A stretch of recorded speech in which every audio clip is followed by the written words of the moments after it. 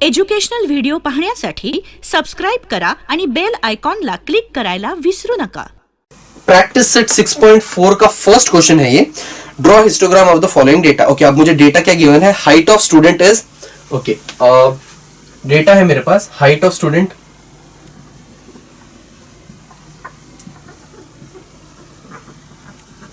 और नेक्स्ट क्या है मेरे पास? फ्रीक्वेंसी, मतलब कि नंबर ऑफ स्टूडेंट्स. अब ये स्केल होता है, स्केल को हम बाद में भी फिर से हमें ऑब्वियसली हर ग्राफ में स्केल चेंज होगा. अब स्केल लिखना is must. This is something that you should keep in mind. तो अब ये होगा 135 to 140, 140 to 145, 145 to 150 and 150 to 155. ये है मेरे हाइट ऑफ स्टूडेंट्स. उतना सेंटीमीटर्स बेसिकली. अब नंबर ऑफ स्टूडेंट्स कितने मेरे पास? 4, 12, 16 एंड 8. 4, 12, 16 एंड 8. अगेन मैं क्या करूंगा? अब क्लास ऑलरेडी कंटिन्यूअस है, मुझे उसको कंटिन्यूअस करने की जरूरत नहीं है. यहां पर मैं हमेशा क्या लिखता हूं? Frequency.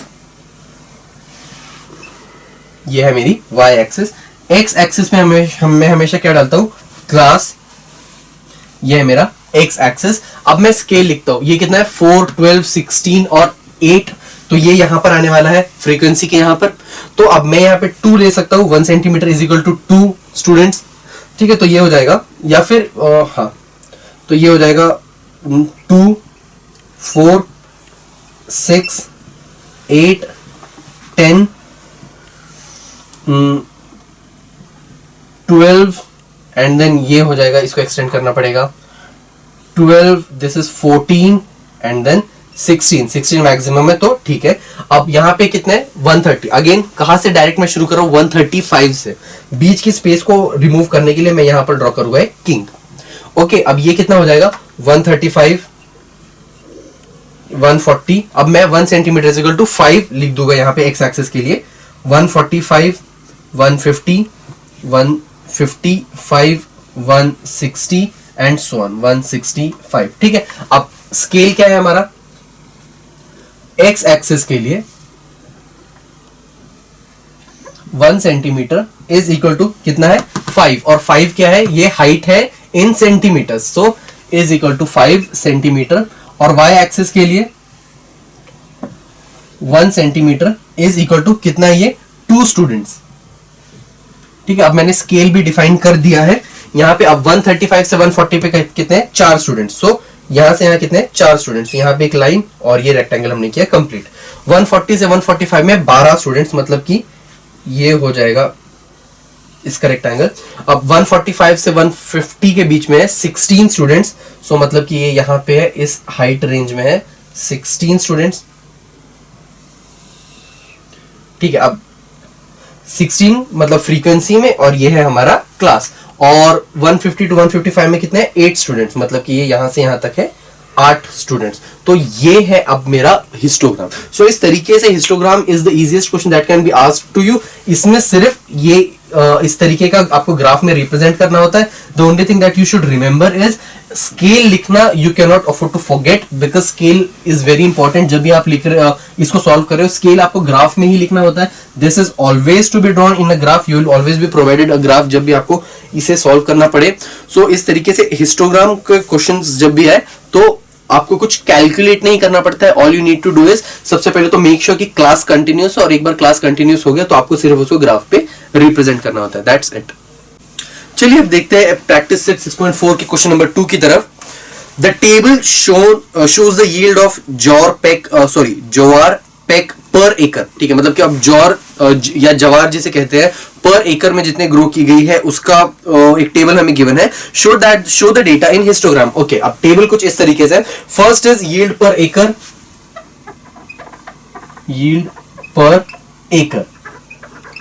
And the second one is second column है हमारा number of farmers. Second row है हमारी नंबर ऑफ फार्मर्स. अब यील्ड पर एकड़ के अंदर हमें कुछ रेंजेस गिवन है. 2 to 3 एकड़ के अंदर कितने फार्मर्स काम करते हैं? देयर आर 30 फार्मर्स जो 2 से 3 एकड़ के अंदर काम करते हैं. देन 4 to 5 एकड़ के अंदर the number of farmers that work are 50। उसके बाद 6 to 7 में 55 काम करते हैं, 6 to 7 एकर्स में 55 फार्मर्स काम करते हैं। एंड देन 8 to 9 एकर्स में 40 फार्मर्स काम करते हैं। एंड देन 10 to 11 एकर्स में 20 फार्मर्स काम करते हैं। ओके, तो अब ये वो टेबल है जो हमें ऑलरेडी गिवन है। अब अगेन एक चीज, पहली चीज जो हम है वो क्या देखते हैं, वेदर द क्लास, मतलब before drawing any histogram the first thing that we go for is whether the class is continuous और नॉट। यहां पर हम देखेंगे 2 to 3 है, ये 4 to 5 है, 6 to 7 है, 8 to 9 है। So it simply means that the class is not continuous. Why? पहले वाले का जो अपर लिमिट होता है वो दूसरे वाले का लोअर लिमिट होना चाहिए। ये एक मस्ट कंडीशन है for a class to be continuous.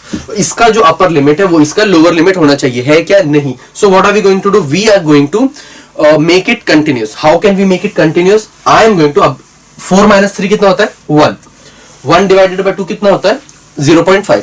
सो मैं लोअर लिमिट में से 0.5 को सब्ट्रैक्ट करूंगा और अपर लिमिट में से 0.5 को ऐड करूंगा। Now why have I chosen 0.5 only? ये मैं पहले भी बोल चुका हूं कि जो डिफरेंस है दोनों का, कि अपर लिमिट और इसकी लोअर लिमिट, इन दोनों के बीच का जो डिफरेंस है कितना हो गया? 1।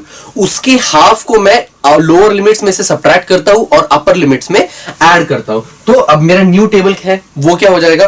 So this will become something like कि अगर मैं और एक टेबल बनाऊं और इसको हटा दूं तो वो कुछ इस तरीके से होगा। उसको यील्ड पर एकड़ की जगह मैं कंटिन्यूअस क्लास लिखता हूं, कंटिन्यूअस क्लास और number of farmers, number of farmers. और कंटिन्यूअस क्लास में you can write in bracket yield per एकड़। सो अब मैं यहां पर लिख सकता हूं 2 to 3 है, मैंने क्या कहा? लोअर लिमिट में 0.5 को हम सब्ट्रैक्ट करेंगे और अपर लिमिट में 0.5 को हम ऐड करेंगे। सो 2 - 0.5 इज 1.5 और 3 + 0.5 इज 3.5। यहां पर 4 - 0.5 इज 3.5 और ये हो जाएगा 5.3 to 5.5। ये हो जाएगा 5.5 to 7.5, ये हो जाएगा 7.5 to 9.5 और ये हो जाएगा 9.5 to 11.5। अब ये हो गए इसकी कंटिन्यूअस क्लासेस। अब नंबर ऑफ फार्मर्स कितने, वो तो सेम रहने वाला है, 30, 50, 55, 40 एंड देन अगेन 20। अब ये बन चुका है मेरा टेबल जिसके अंदर है मुझे मिला हुआ डेटा टेबल जिसके अंदर मेरे पास है कंटिन्यूअस क्लासेस। अब ये 1.5 to 3.5, again how can I say that the classes are continuous? इसकी अपर लिमिट जो है वो इसकी लोअर लिमिट है। अगेन इसकी upper limit is its lower limit, मतलब कि मेरा क्लास जो है वो कंटिन्यूअस है। Now what am I going to do? अब मैं बनाऊंगा इसका हिस्टोग्राम। अब हिस्टोग्राम हम कैसे बनाते हैं? हिस्टोग्राम बनाने के लिए अगेन सबसे पहले एक y एक्सिस होती है, एक x एक्सिस होती है। This is our x axis, this is our y axis. Okay, अब इसके अंदर हम क्या करेंगे? क्लासेस को हम हमेशा x में रिप्रेजेंट करते हैं, x एक्सिस पे, और फ्रीक्वेंसी मतलब कि जो नंबर्स हमको गिवन है ये ऑब्वियसली फ्रीक्वेंसी है। सो इसकी जगह अगर आप डेटा टेबल बना रहे हो कंटिन्यूअस क्लास का तो इसकी जगह यहां पर फ्रीक्वेंसी लिख दीजिए। सो कंटिन्यूअस क्लास मतलब क्लास को हम हमेशा x एक्सिस पे रिप्रेजेंट करते हैं और फ्रीक्वेंसी को हम हमेशा y एक्सिस पे रिप्रेजेंट करते हैं। सो यहां पर लिख दीजिए क्लास और यहां पर मैं लिख दूंगा फ्रीक्वेंसी। अब इस एरो की क्यों जरूरत है? मतलब कि इंक्रीजिंग इन दिस ऑर्डर, ये frequency is increasing in this order. अब फ्रीक्वेंसी को अगर हम देखें ये कितना है? 1.5, 3.5 एंड देन 5.5। तो अब मुझे स्केल सेट करना पड़ेगा। सो 1 यूनिट, अब ये स्केल होगा मेरा। स्केल क्या है मेरा? 1 यूनिट। अब सबसे पहले x एक्सिस को देखते हैं, ठीक है? x axis 1 unit is equal to, मैं ले लेता हूं यहां पर 1 एकड़, 1 एकड़, और या फिर 2 भी ले सकते हैं। 1 unit is equal to 2 acres. और y एक्सिस में 1 यूनिट इज इक्वल टू, हम मान लेते हैं 10 फार्मर्स। सो अब डिपेंडिंग ऑन कितने आपके पास वो है, कितनी स्पेस है, उसके बेसिस पे आप डिपेंड जो स्केल है वो डिसाइड कर सकते हो। सो मेरे पास x एक्सिस में 1 यूनिट इज इक्वल टू 2 एकड़ लिया मैंने और y एक्सिस में 1 unit is equal to 10 farmers ले लिया मैंने। ओके, अब मैं क्या करूंगा? क्लास है मेरे पास 1.5 to 3.5, तो मैं यहां पर लिख सकता हूं, ओके 1.5 से शुरू हो रहा है तो डायरेक्टली मैं किंक बनाकर सीधा 1.5 से शुरू करता हूं। 1.5 ये है 3.5, दिस इज 4.5, सॉरी 1 यूनिट हमने 2 एकड़ लिया है, तो फिर ये 3.5 होगा, ये होगा 5.5, ये होगा 7.5, this will be 9.5 and this will be 11.5। अब क्यों? क्योंकि मैंने 1 यूनिट इज इक्वल टू 2 लिया है। मैं अगर 1 यूनिट इज इक्वल टू 1 लेता तो मैं 1.5, 2.5, 3.5 लेता हूं, लेकिन मैंने 2 लिया, इसीलिए 2 का डिफरेंस आएगा, इजंट इट? अब यहां पर मेरी कंटिन्यूअस क्लास है, कितना है? This is 10, 20, sorry frequency 30, 40, 50 and this is 60, that is the maximum, उसके अंदर सब हो जाएगा। अब 1.5 से 3.5 के बीच में ये कितना है? 30। सो 1.5 के से 3.5 के बीच में ये कितना होगा? 30, isn't it? अब 3.5 और 5.5 के बीच में ये कितना है? 50। सो 3.5 से 5.5 के बीच में ये कितना है? 50। तो इसको मैं एक्सटेंड करूंगा 50 तक, ये हो जाएगा यहाँ पे। अब अगला कौन सा है? 5.5 से 7.5 तक, ये कितना है? 55। 55 इज यहाँ पे समवेयर बिटवीन 60 एंड 50 के बीच में होगा हमारा 55। 7.5 से 9.5 में कहां पर होगा? 40 के ऊपर, सो ये है यहाँ पे 40 के ऊपर। और सेम वे लास्ट में कितना है? 20। सो दिस इज, तो ये है हमारा बना हुआ हिस्टोग्राम।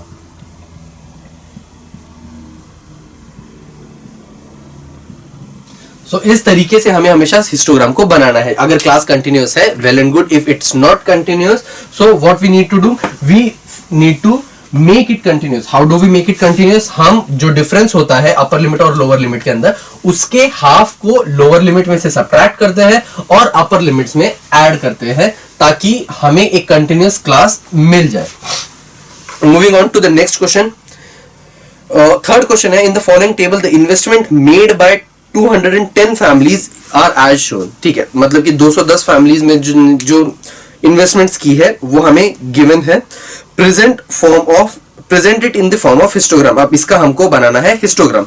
अब टेबल कुछ इस तरीके से है, इन्वेस्टमेंट,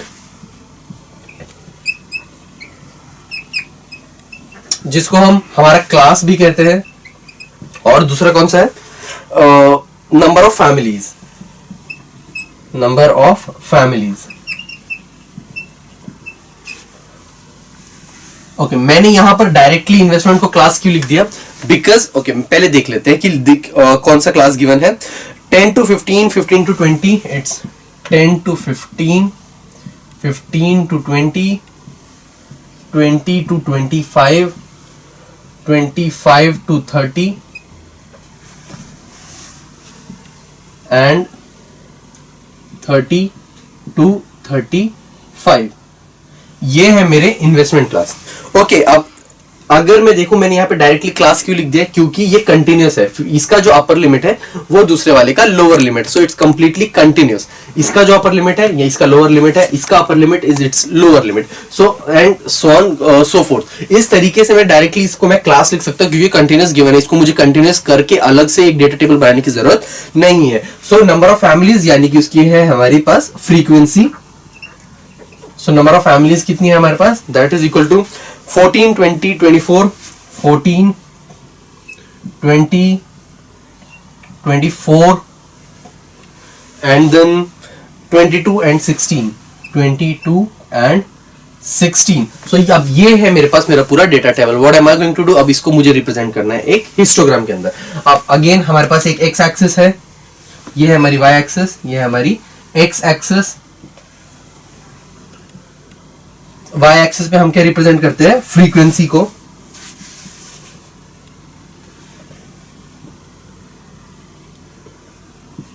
इस डायरेक्शन में जो इंक्रीज हो रही है, और एक्स एक्सिस पे हम क्या रिप्रेजेंट करते हैं? क्लास को, क्लास इंटरवल, जो इस डायरेक्शन में हो रहा है इंक्रीज। अब स्केल है मुझे लेना है, ऑब्वियसली ये कितना है? 10, 15, 15 to 20, 20 to 25। सो अब क्लास मैं एक्स एक्स, यहां पे मैं स्केल ले लेता हूं, स्केल। सो एक्स एक्सिस कितना होगा मेरे पास? एक्स एक्सिस 1 यूनिट को मैं 5 ले लेता हूं। 1 यूनिट इज इक्वल टू 5। अब उसका यूनिट हमको गिवन होगा, that is 1000 rupees. So this is in 1000 TH rupees. So 1 unit is equal to 5000 rupees. और y एक्सिस में हमको कितना है 14, 20, 24, 22, 16. सो मैं 1 unit is equal to 4 families ले लेता हूं.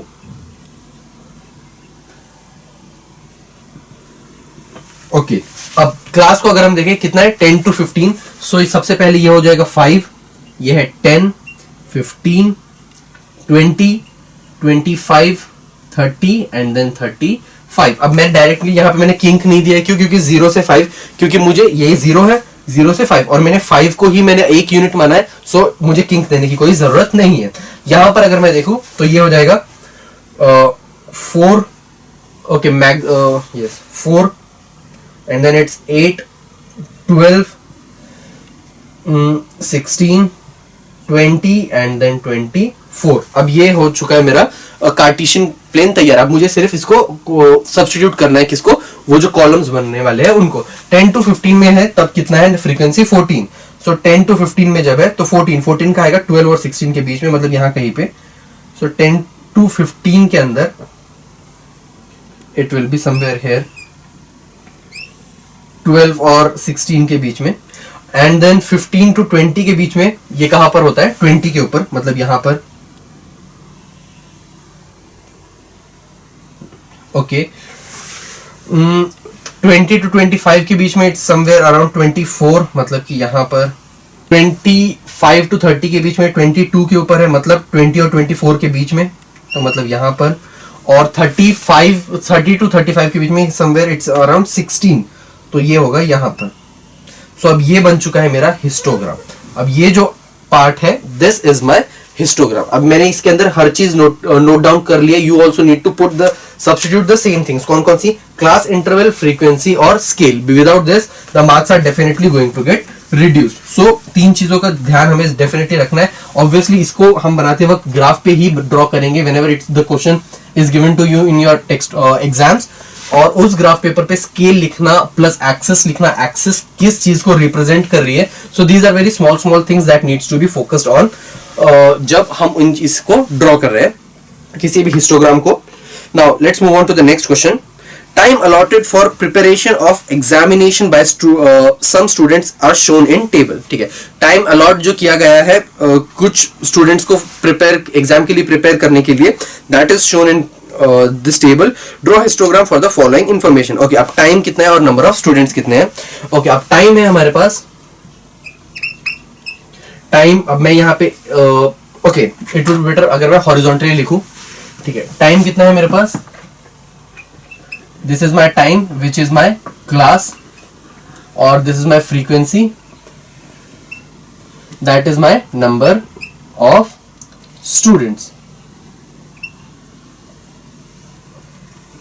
ओके, अब टाइम कितना है मेरे पास? 60 to 80 मिनट्स. ऑब्वियसली टाइम किस में है मेरे पास? मिनट्स में. And then 80 to 100, 100 to 120, 120 to 140, 140 to 160. और ये 14, 20, 24, 14, 20, 24, 22 एंड देन 16. ये है हमें गिवन कि इतने ये है नंबर ऑफ स्टूडेंट्स जिनको इतना टाइम गिवन था किसी एग्जाम के लिए प्रिपेयर करने के लिए. नाउ अगेन फर्स्ट थिंग जिसको हम देखते हैं हिस्टोग्राम बनाते वक्त, weather the class is continuous और नॉट.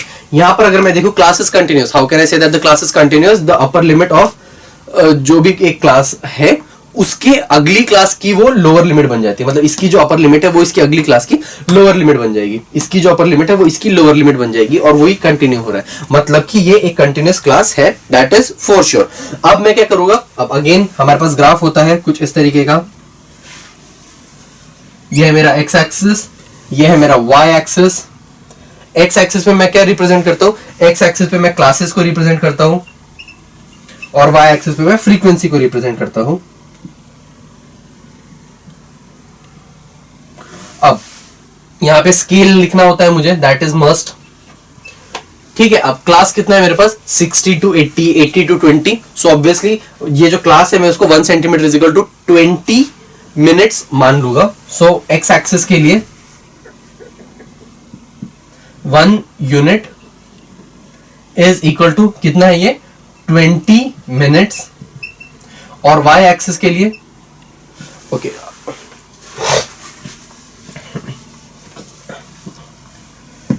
ओके x एक्सिस के लिए हम मान रहे हैं x axis 1 unit is equal to 20 minutes और y एक्सिस मतलब कि फ्रीक्वेंसी जो है हमारी 1 unit is equal to 4 students में मान लेता हूं। ऑब्वियसली अगर आपके पास बहुत बड़ी स्पेस है you can also assume 2 students, मैं फिलहाल 4 मान रहा हूं। अब मैं डायरेक्टली 60 to 80 है, मतलब कि मैं दूंगा यहां पर एक किंग और यहां पे चालू करूंगा। This is 60, this is 80, 100, 120, 140, 160, 180, 200 and so on. Okay, अब यहां पर क्या है मेरे पास फ्रीक्वेंसी में मैंने 4 माना है, एक यूनिट को 4 स्टूडेंट्स माना है, तो ये हो जाएगा 4, 8, 12, 16, 20 and then 24, 28 and then so on so forth. अब पहले कितना 60 to 18 में कितना है उसका नंबर ऑफ स्टूडेंट्स 14, 16 to 80 में ये है 14, मतलब कि 12 और 16 के बीच में, मतलब ये यहां पे होगा। अगला कौन सा है 80 to 100 के बीच में, ये जा रहा है 20 के ऊपर, मतलब यहां पर 80 to 120 के बीच में ये जा रहा है 24 के अंदर, मतलब कि यहां पर 120 to 140 के बीच में वो जा रहा है 22 के अंदर। सो 22 मतलब कि 20 और 24 के बीच में, मतलब समवेयर हेयर। 140 to 160 के बीच में वो जा रहा है 16, मतलब वो मिल रहा है 16 स्टूडेंट्स का उतना टाइम मिल रहा है। सो 140 to 160 मिनट्स का टाइम कितना मिल रहा है 16 स्टूडेंट्स, मतलब कि दैट विल बी हेयर। अब ये जो है this is my complete histogram. अब if you want you can colour it with different shades, that's completely up to you, but इस तरीके से हम एक पूरा हिस्टोग्राम को ड्रॉ करते हैं। अब हम लोग जब कोई भी हिस्टोग्राम को ड्रॉ करते हैं वो जनरली कुछ इस तरीके का होता है। सम यहाँ पे कुछ, यहाँ पे हमारी क्लास होती है, यहाँ पे होती है हमारी फ्रीक्वेंसी, अगेन यहाँ पर हमारा कोई क्लास होता है, सॉरी यहाँ पे कुछ ऐसी इस टाइप का बनता है हमारा कोई भी हिस्टोग्राम, इजंट इट।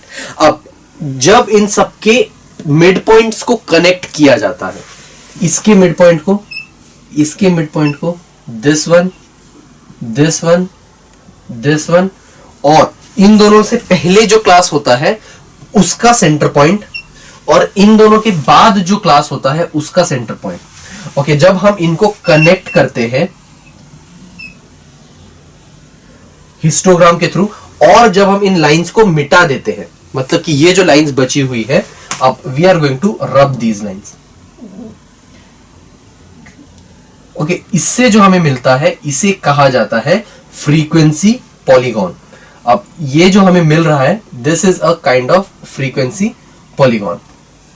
ओके, कुछ इस तरीके का फ्रीक्वेंसी पॉलीगॉन पे से बेसिकली हमसे कुछ यूजुअली क्वेश्चंस पूछे जाते हैं, और sometimes data is given to us and they have asked us to find the value of frequency और to draw the frequency polygon. हर चीज सेम करते हैं हम, क्लास रिप्रेजेंट करते हैं, सबसे पहले कंटिन्यूअस क्लास में कन्वर्ट करते हैं, उसके बाद ग्राफ बनाते हैं, यहाँ क्लास होता है, यहाँ फ्रीक्वेंसी होता है, लेकिन उसके अंदर हम लोग पहले हिस्टोग्राम बनाया करते थे, इसके अंदर हम यहाँ क्लास मार्क को रिप्रेजेंट करते हैं। Let's see how these things are done through a question, and this is a question from your textbook, जो कुछ इस तरीके का है। हमारे पास क्लास ऑलरेडी गिवन है, so class is 6 to 7। okay, हमारे पास class this is 6 to 7 and then 8 to 9, then 10 to 11, 12 to 13, 14 to 15, 16 to 17 and then 18 to 19। ये है अब मेरा क्लास। क्या ये क्लास कंटिन्यूअस है? No, this is not continuous, so I am going to make it continuous. So मेरा continuous class क्या हो जाएगा?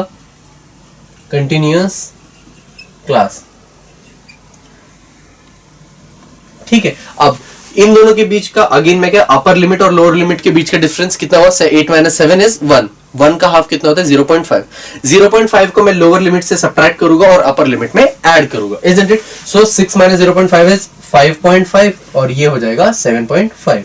ये हो जाएगा again 7.5 to 9.5, 9.5 to 11.5, 11.5 to 13.5, 13.5 to 15.5, 15.5 to 17.5 और 17.5 टू 19.5।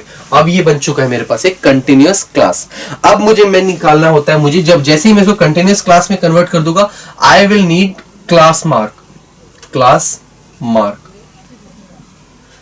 क्लास मार्क क्या होता है? Class mark is basically upper limit plus lower limit divided by 2। उससे जो मेरी वैल्यू होती है वो होता है मेरा क्लास मार्क। अब 7.5 प्लस 5.5 कितना होता है? इट्स 13। 13 का half is 6.5। So class mark कितना हो जाएगा? Upper limit plus lower limit divided by 2। 7.5 plus 5.5 कितना हुआ? 13। 13 डिवाइडेड बाय 2 इज 6.5। अब 9.5 प्लस 7.5 तो ये हो जाएगा 17। और 17 पॉइंट का हाफ, सॉरी 17 का हाफ कितना होता है? 8.5। अब देखोगे ये हमेशा कंटिन्यूअसली इसी रेंज में इंक्रीज होगा। ये हो जाएगा 10.5, this will be 12.5, this will be 14.5, this is 16.5 and this is 17.5। अब ये मेरे पास आ चुका है मेरा क्लास मार्क्स। अब क्लास मार्क है मेरे पास, तो अब ये मेन चीज होती है जिसकी जरूरत मुझे पड़ती है। सबसे पहले मैंने क्या किया? एक क्लास को कंटिन्यूअस क्लास में कन्वर्ट किया। उसके बाद उससे मैंने फाइंड आउट किया class mark. What is class mark? Class mark is basically the sum of upper limit and lower limit and then divided by 2। तो उससे मुझे मिल जाती है मेरे क्लास मार्क्स की वैल्यू। अब मुझे गिवन है frequency. So next is my frequency. So frequency कौन सी है मेरे पास? Frequency is already given 0, 20, 40, 30. This is 0, 20, 40, 30 and then 25, 15, 0. 25, 15 and then 0. अब ये आ चुकी है मेरी frequencies। अब मैं क्या करूंगा? यहां पर मैं इसके coordinates को लिखूंगा। Now coordinates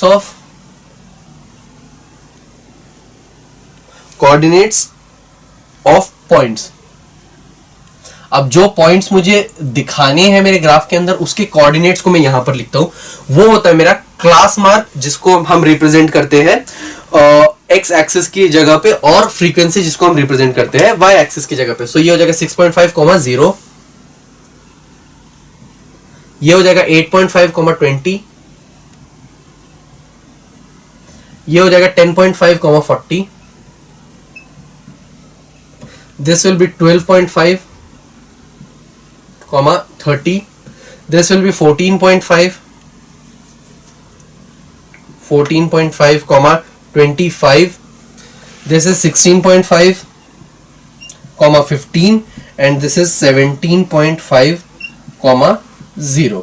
So अब ये हो चुके हैं मेरे, मुझे मिल चुके हैं मेरे कोऑर्डिनेट्स।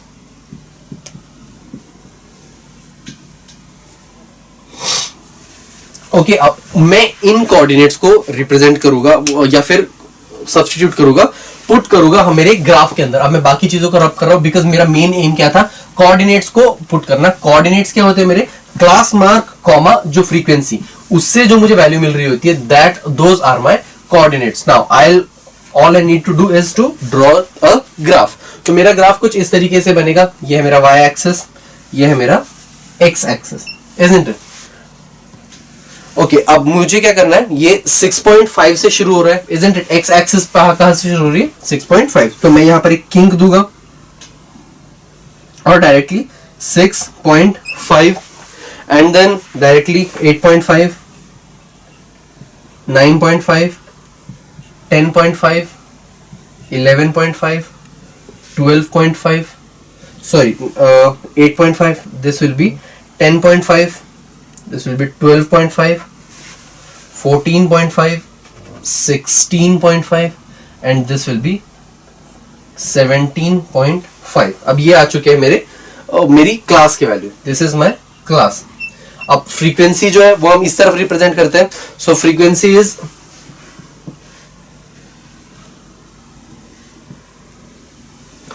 कौन सी है? 0, 20, 40, 30, 25, 15, isn't it? So मैं इसको 5 से रिप्रेजेंट कर देता हूं। So 5 मतलब 5 के डिस्टेंस पे 1 unit is equal to 5। So ये हो जाएगा 10, this is 20, this is 30, this is 40, sorry नहीं, 5 10 15, this is 20, this is 25, this is 30 35 40. Okay, अब ये मैंने कर दिए यहाँ पे पुट. अब मैं क्या करूंगा, इन कोऑर्डिनेट्स को इसके अंदर सब्स्टिट्यूट करूंगा. तो 17.5, सॉरी 6.5, मतलब कि ये 8.5, 20, 8.5, 20, मतलब यहाँ कहीं पर लाई करेगा ये. 10.5, 40, 10.5, 40, मतलब कि यहाँ पर 12.5, 30, 12.5, 30, मतलब कि यहाँ पर 14.5, 25, मतलब कि यहाँ पर 16.5, 15, मतलब कि यहाँ पे, और 17.5, 0, मतलब कि अगेन यहाँ पे. सो अब इनको हम करते हैं ज्वाइन, तो बनता है कुछ इस तरीके का curve. This is my frequency polygon. Now there is one thing that I have missed यहाँ पे, to write the scale. So scale को भी मैं लिखूंगा यहाँ पर. Without scale हमारा आंसर हमेशा गलत आएगा, मतलब marks will be deducted basically. So x axis पे कितना है मेरा, 1 यूनिट is equal to, ये कितना है, दिस इज 2. अब यहाँ पे तो मैंने डायरेक्टली क्वेश्चन लिया है. सो अब 2 कुछ भी हो सकता है, ये म्यूचुअल फंड्स हो सकता है, इन्वेस्टमेंट हो सकता है, मिनट्स हो सकता है, रुपीज हो सकता है. सो बेसिकली जो भी गिवन है उसका यूनिट हम यहाँ पे लिखेंगे. और फ्रीक्वेंसी मतलब कि वाई एक्सिस इज के अंदर 1 यूनिट इज इक्वल टू, ये कितना है, 5. अब 5 ये कुछ भी हो सकता है, स्टूडेंट्स हो सकते हैं, नंबर ऑफ पीपल हो सकते हैं. सो फ्रीक्वेंसी जो भी गिवन है वो हम यहाँ पर लिखते हैं वाई एक्सिस की जगह पे. And in this way we make a frequency polygon.